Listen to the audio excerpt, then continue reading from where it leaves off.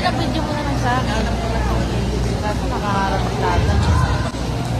To our dear school administrators, teachers, staff, parents, guardians, and sergeants, a blessed morning to all of you. Today, as I stand before you, my heart is full of gratitude. I am thankful not only for the medals and certificates I received, but also for the challenges that helped me grow. I remember the happiness I felt when I was chosen as the Prince Charming during English month, and the pride I felt when my slogan was recognized in Southeastern College. These were wonderful moments that gave me confidence, but I also remember the spelling bee, where I got nervous and made mistakes, and the math science challenge, where I felt sad and cried because I could not solve the problem. At first, I thought those were failures, but now I understand that they were lessons in disguise. They taught me to be strong, to accept my mistakes, and to keep trying. I learned that it's okay not to win all the time, and that believing in myself is more important than proving myself to others. My journey in Southeastern College is full of beautiful memories.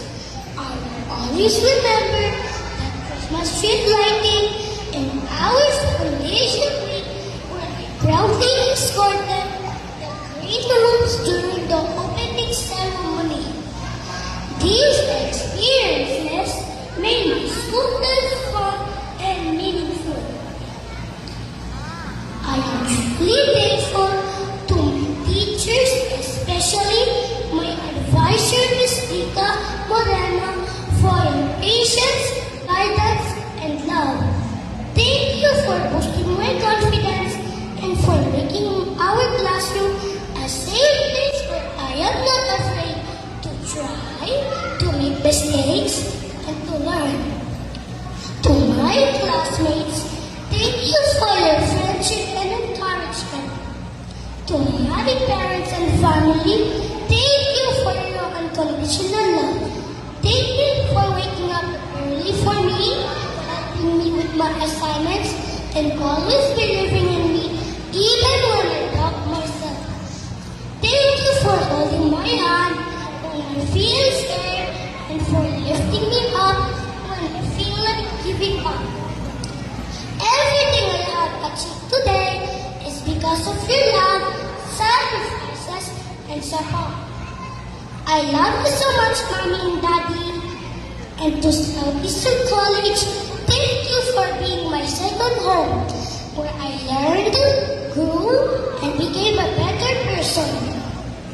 Above all, I thank God Almighty for guiding me every day, for turning my struggles into lessons and my lessons into victories. Today, I realize that Recognition Day is not just about medals or awards. It is about the journey and how we become strong in every battle we face. Before I end, I would like to share a simple thought. It's okay to make mistakes because that's how we learn and grow. What matters most is that we stay strong and never give up. Once again, I am Luis Anthony Pineda, saying congratulations to each and every one of you